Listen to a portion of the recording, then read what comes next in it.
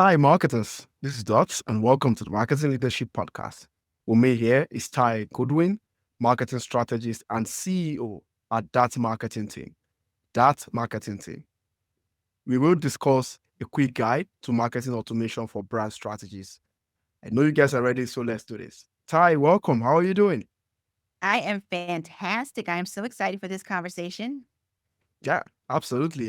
First, that's why you saw that I repeated that name twice. I like the name of your company. And we know on our side there, we also have a little startup called the Listen Network, and I'm having an almost exact role. Well, not CEO, but co-founder and strategist. So there's a lot of strategy stuff here. I like to talk with a lot of strategists because this is a strategic podcast. But before that, let's find out about you. What has your background look like? What has the journey been like? And your role, how has that, panned out? Well, if you had asked me about 20 or so years ago if I would ever see myself being in the owner of a marketing company or even an entrepreneur, I would have said no. I was a school teacher. I was a Oh, fifth grade teacher. And from there, I transitioned into the dark side of corporate America before going into being my own boss. And I didn't start off in marketing. I actually started off wanting to do coaching. But I was so good at social media that all my friends and everybody connected to me said, "Well, can you show us how to do what you do?" And so I started showing them, and then they finally just said, "Well, can we just pay you to do that for us?" And so that kind of led me kind of evolved into what I do today with building online quiz funnels for folks, lots of content marketing, and my favorite piece is the strategy that we offer our clients. interesting. Something else about you, we stalk our guests a lot, you might imagine. Uh, you co-authored the book, The Profitable Woman's Playbook. Do you want to tell us about that book? I honestly haven't checked. I'm not going to whitewash you here. But I saw that somewhere and I wanted you to maybe tell me more about the book and why our listeners should get a copy. Well, it's an anthology, and I wrote a chapter in the book that focused on how to monetize your expertise. My background is in training and development, the Mm, teacher role. And so, one of the things I do with my clients is help them figure out how to turn what they know into products and programs. And that's actually how I got to the automation and list building side too, was because they would come, I would help them with their products. We make these great courses. And then I would say, "Well, do you have an email list?" And they would say, mm, "No." So now we have mm, to go back and let's help you build your list so you have people to sell to. That's what my chapter is in that book. But there's about 10 or 12 of us in that book, all mm, focused on a specific thing that are going to make you profitable. So it is the profitable woman's playbook. mm. That's interesting. Consolidated wisdom, as it were. So nothing bad in one-on-one wisdom. I'm getting that right now, but yeah, that's a great one. Okay. Now, looking at the topic here, you know, the lifeblood of a brand is its customers because they pay the bills. But from a marketing perspective, it's the audience, and I will categorize audiences as leads, prospects, the market, enemies, media, everybody, right? And when it comes to automation, I almost feel like having that right is like at the core of automation. So from your experience, how do you now again, I'm saying this in light of what is going on in the industry these days, privacy, privacy, privacy, privacy, privacy. So in light of a privacy world, how do you help your clients gather the right kind of audiences that can, be segmented or not segmented, but as volume and basically going to the block bank, getting these people because it's lifeblood and making sure that it's all collected in a way that is privacy compliant or privacy focused so that you can then use that audience in your automation. That is the beauty of using quizzes for marketing. And that's kind of, I'm also known as the quiz queen. But you use a quiz and you're actually getting first party data. So you actually avoid any of the issues that you might run into with trying to get data from Facebook or Google or YouTube or any of those other platforms. So, most people, when they build a lead magnet, which is how we get that audience built, right? You give them something in return for an email address. But here's what you want to think about. if all you actually have is just an email address, do you really know much about your audience? No. Mm, But when you use a quiz, and a quiz can be anything from what type of marketer are you? That's one of our quizzes, or we've got a quiz, what marketing automation will speed up your sales. We built quizzes for clients that were doctors and lawyers and e-commerce brands. And in those quizzes, you're asking questions and people are giving you data. And then you can then use that information. No privacy things are being broken, right? But they're willingly giving you that information along with their email address. And you can use that information to do a better job of personalizing your content, making sure that the offers are aligned with what they need. And the biggest thing is you can also use that data to qualify or disqualify people because they mm. just might not be a good fit. And that's the beauty of using a quiz as a lead magnet instead of using like a PDF where all you're getting is an email address and that's it. Yeah, I think you need to even not just write more, but speak a lot more about that, because a lot of folks in the B2B world are taking this thing and making a very big deal out of it. But you seem like someone that has really, to talk is one thing. You have actually been in the weeds, you roll the sleeves. But yes, I agree with you. I think there's this concept, B2B, D2C, called the demand gen concept. Yeah, I will not, if you're listening, you probably know that already.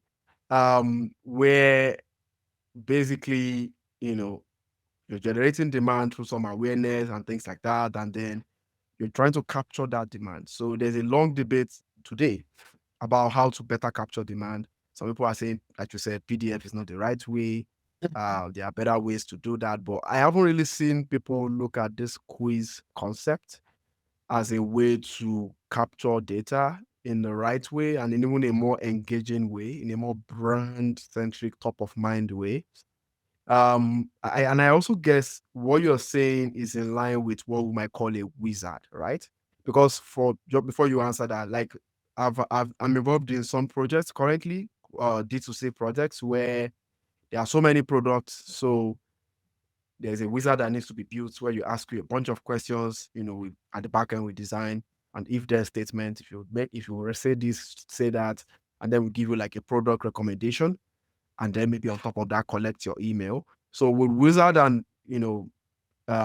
quiz lead magnets be the same thing, or I think it's a little bit different, and I've okay? seen people use, like, wizards or quote unquote surveys, and the Okay. differences are, when you're doing something that's like a wizard, I'm not getting any real value out of that other than you just telling me what product you think I should use.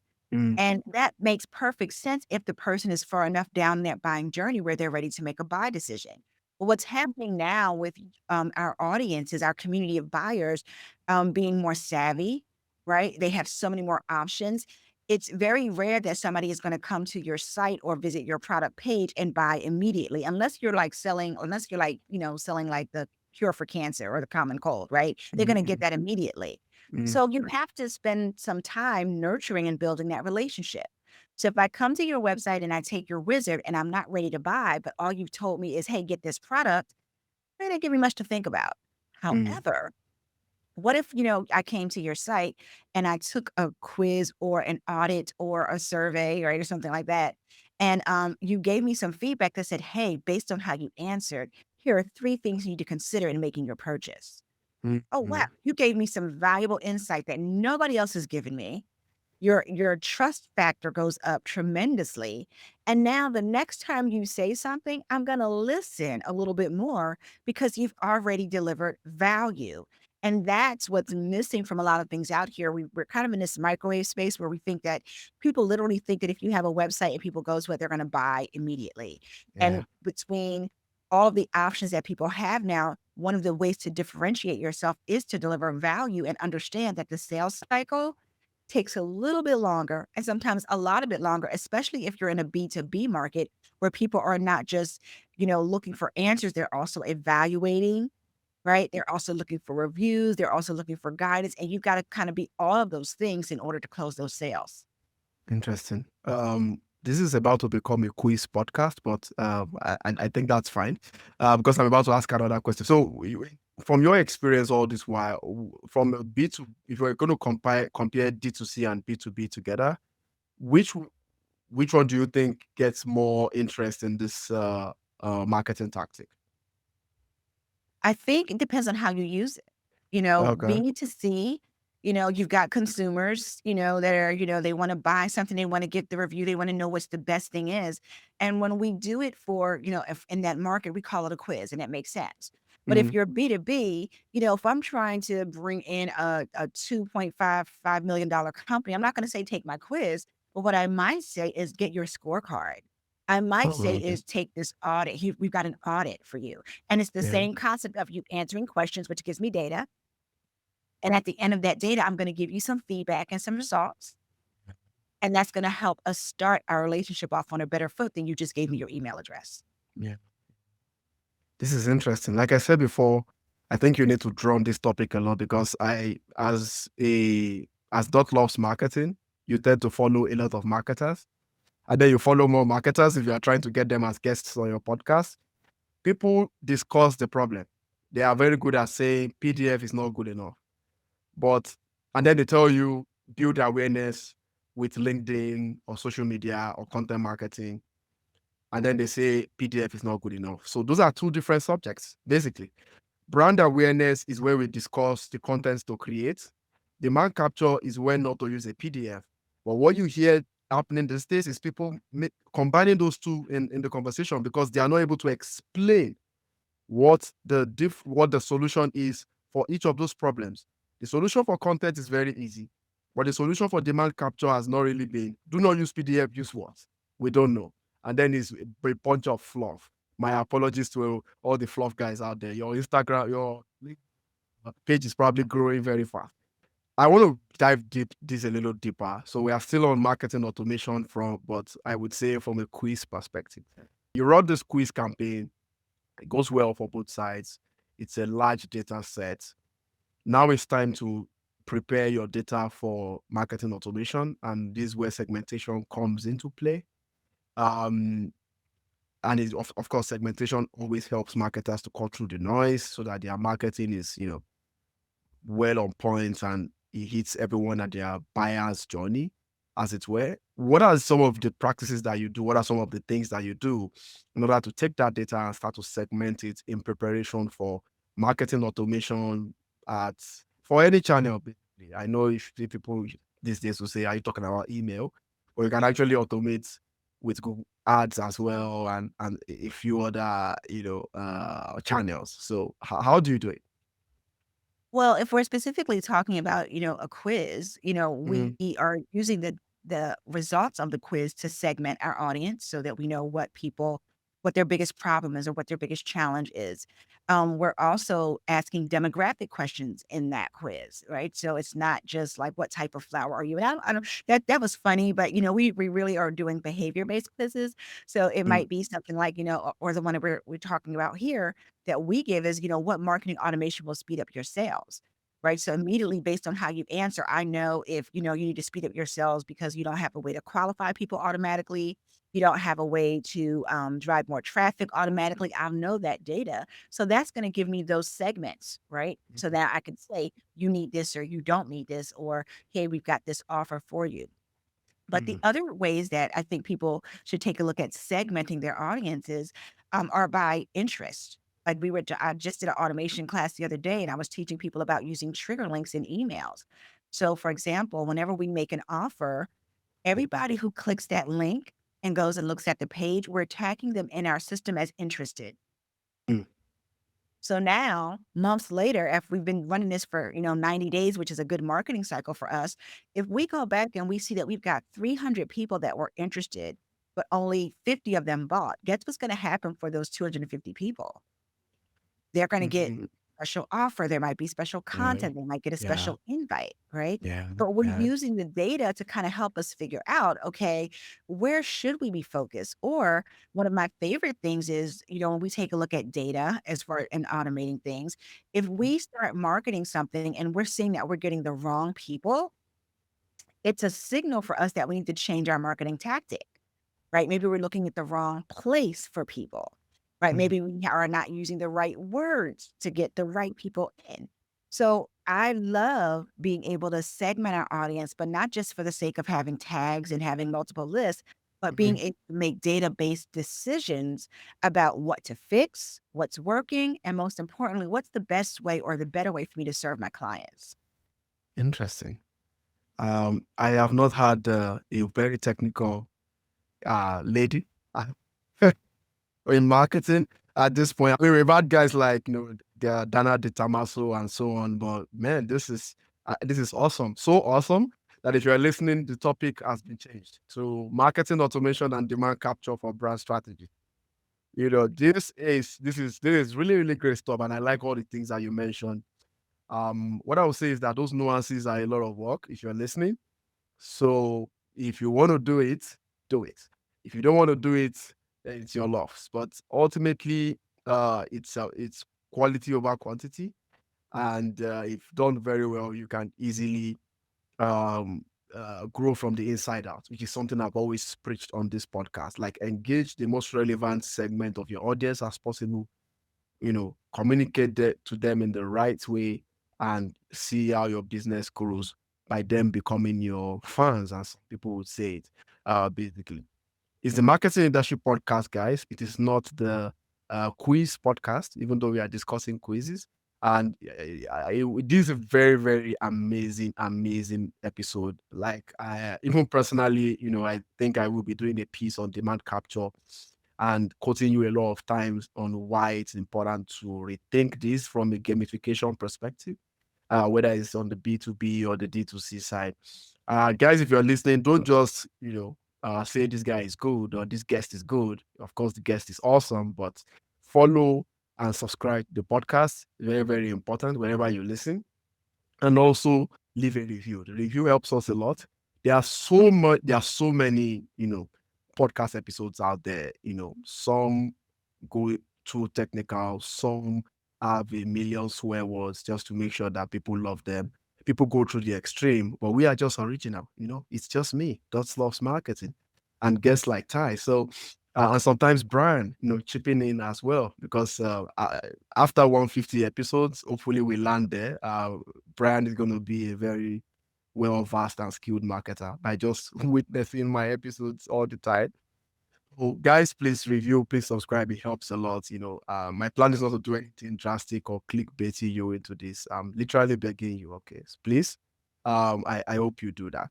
Okay, I have one more question for you, Ty, and but we need to go on a quick commercial break, and then we'll go on to the dots rapid fire, which is a very hot flame, and yeah, we'll see how it goes. So, guys, if you're listening, stay with us. We'll be right back.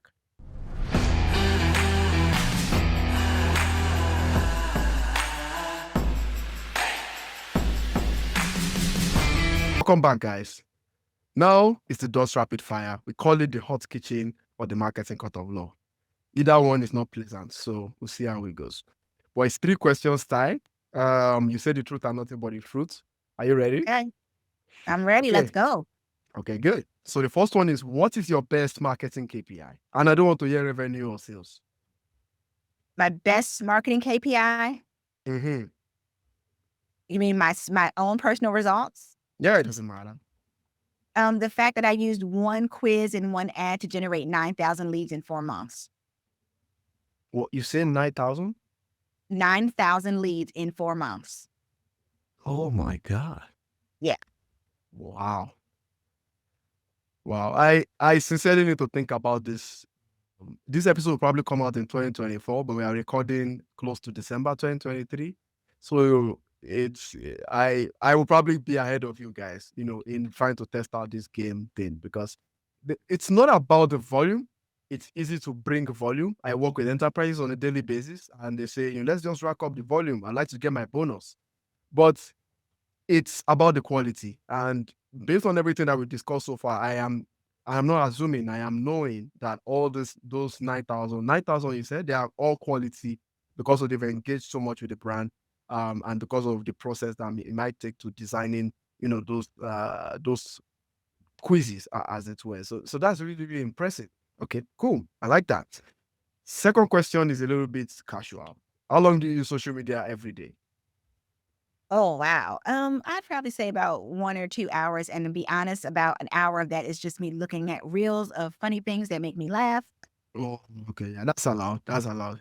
I am hoping, today as again we are recording is a busy Friday for me. And in the evening I can get to watch some, you know, TikTok and Instagram as well, mostly YouTube. So of course that's allowed. I often spend roughly say similar amount of time on the business side, checking people's posts, Mhm. commenting. Sometimes commenting is a way to show that, hey, I'm your guy, I'm here. So well, so yeah, that makes sense. Okay, the last question: what is your favorite marketing quote? Quote. Yeah, Oh, I think my favorite marketing quote is that not all leads are created equal. which is exactly what I just said a few seconds ago, guys. I am a soothsayer. I'm telling. Really? Did you just say that? Yeah, all leads are not created equal. That's my favorite. Yeah. Awesome, awesome, awesome. Wow, I like that. I like that. Okay, last question. I wish I could keep asking and asking, but we are almost at time, so I'll ask the last question. Um, Now you said this in different fora, which is the fact that one marketing platform could be used to more automate your entire marketing system. And I guess this includes lead capture and all the other things and the automation part involved. How does that work from your perspective? Do you have like a big application that runs the quizzes, collects the data, segments the data, suggests great content, you load in the content, and then it tracks the result of everything? Is that sort of how it works? Or is it just a systemic implementation? Well, it's right now we are basically using just 2 tools. We've got a quiz platform that will do all the calculations and everything on the back end, and then all Mm. that information, and I'm gonna get a bit technical here, but we've got a webhook that just puts that information right into our CRM. And then a CRM is where we do everything else with the segmenting, the email automations, the follow-up, and all that. So it's just 2 simple systems. Ah, interesting. Okay, that makes sense. That makes sense. Okay, cool. All right. Like I said, we have come to the end. Thank you so much for sharing such great wisdom. I want to tell you this because a lot of guests say, "Oh, you just said that for the other guests." You say it to all your guests, but you've never had Brian voluntarily post a thought in the back end concerning something that a guest is saying. Brian is awesome, I have no doubt about that in every way. But voluntary contribution, no, this is the first time, and it's only because of you, Ty. You are the sauce. You are the juice. So thank you so much for the wisdom. Where can people follow you to learn more about this, the new way of demand capture and how to automate whatever that captures? Well, I do love to connect with people on social media, and so at all the platforms, I'm Tai Goodwin, TAI Goodwin. You can find me there, and then our website, thatmarketingteam.com, and we actually have a quiz on the site. So if There we folks go. want to figure out how the whole thing works, take the quiz and test it out for yourself. All right, thank you so much. And with that, many quizzes mentioned and what I call an episode hijack. Thank you so much, quiz. That is all we have for you guys. And if you would like to see more interesting episodes like this one, they are at loves.marketing.com. We try to make sure everything is this top notch, although I would probably rank this high, editor speak. Well, if website is not your thing, you can go to your favorite podcast platform and just search marketing leadership on Apple, Spotify, and YouTube. Hopefully, when you guys review and follow, the algorithm will push it so you can find it quickly. So please do that right now. I'd like to thank Test Week Content Alliance for their support on doing this. We've been recording like crazy. And yeah, we'll just see how it goes. Before I go, I'd like to tell you guys about listennetwork.co. If you've got a podcast and you want to take it from bigger to biggest, go to that website. We just finished cracking the code to making that happen for you. Till next time, connect the dots. Thank you for listening to the Marketing Leadership Podcast, brought to you by Listen Network. There will be links to resources mentioned in today's show notes. If you enjoyed this episode, please leave a 5-star review and be sure to subscribe so you never miss an episode.